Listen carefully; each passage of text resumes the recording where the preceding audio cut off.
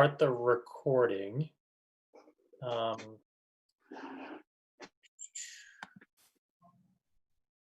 Okay, so it is 7:05 p.m. on Tuesday, June 2nd, and I'm calling to order a meeting of the advisory committee. Purpose tonight is to discuss preparation for annual town meeting. So actually,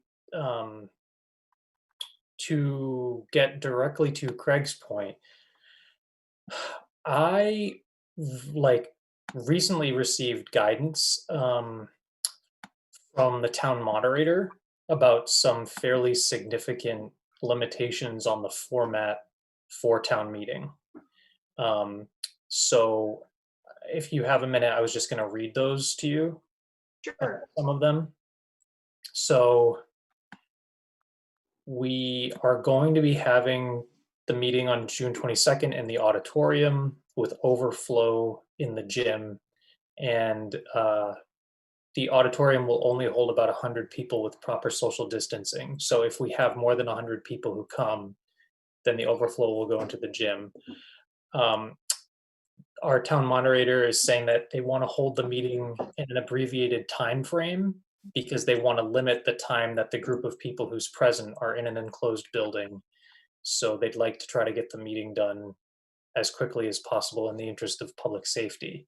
And so with that in mind, they're going to have everybody wearing masks. Nobody will be allowed in who's been sick. Presentations will be limited to 1 to 3 minutes, between 1 and 3 minutes. So please pare them down from previous presentations. We will have an aggressive consent agenda, which could allow us to vote multiple articles at once. And they're going to limit speakers to 1 minute and 1 speech per article. And so with that in mind, I actually wanted to discuss with you whether we wanted to even do a slide presentation or whether we want to just be prepared to answer questions as they come up. Because I think, I don't know. So I wanted to throw that out there. I have some thoughts about it, but obviously we need to make a decision as a group.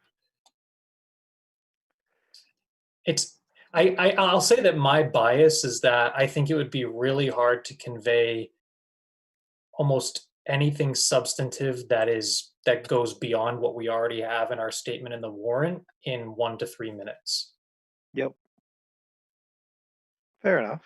Yeah, I would agree with that. And I think it might be good to have maybe 1 or 2 charts that we could put up as slides.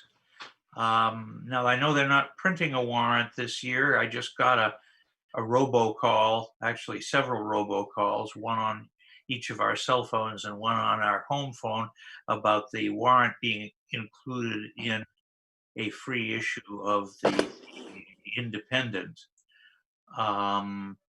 So if people don't bring that with them, and I don't know what that's going to include, whether that will have a pie chart or anything. I think some of the charts are useful. The pie charts especially, in my belief.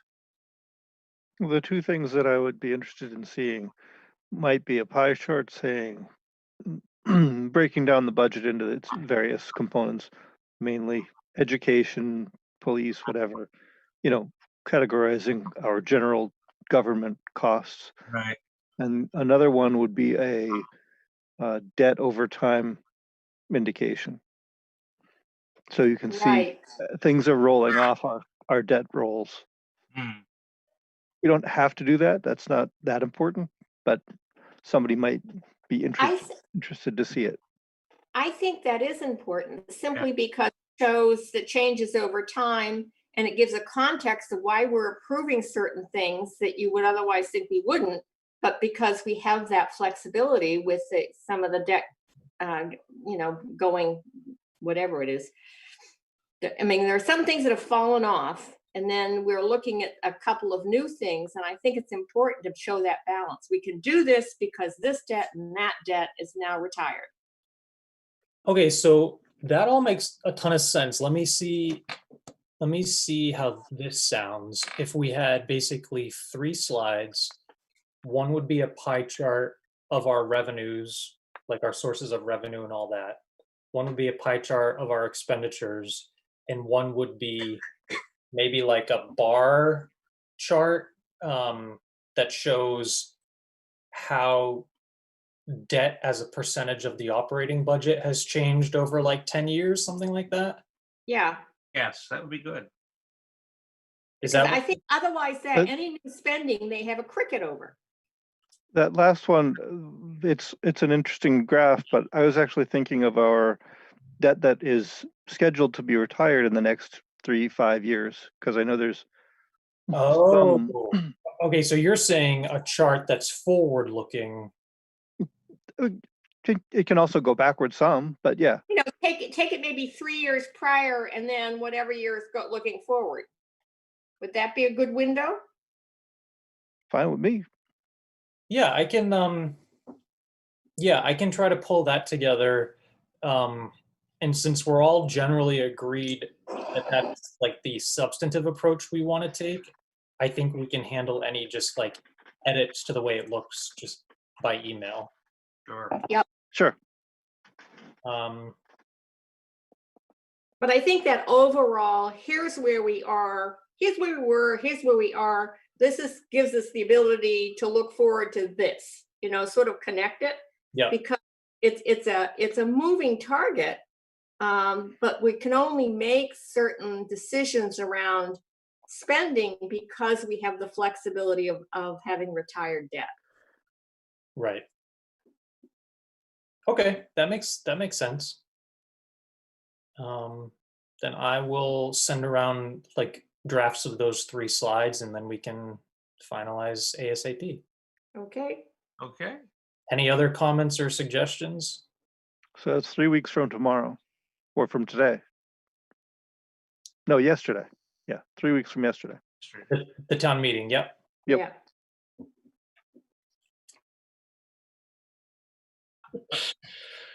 All right. So I don't think we're gonna have a reason to meet next Tuesday. And if that changes, I'll let you know as soon as possible. But otherwise, I think we don't have any transfers to deal with tonight. So if we have transfers, maybe we can deal with those toward the end of the month. Sounds good. All right. So is there a motion to adjourn? I move we I'll make the adjourn. motion. I'll Right. second. All in favor? Brian, Ann, Craig. Greg, You know, and if you want to run stuff by me in terms of the presentations, I mean, that's what I did for a living, so I'm happy to take a look at them. You mean like the visuals and everything, right? Yeah, Yeah. yeah. Yeah, I'll circulate the visuals to everybody and then you can let me know what you think. Okay, All right.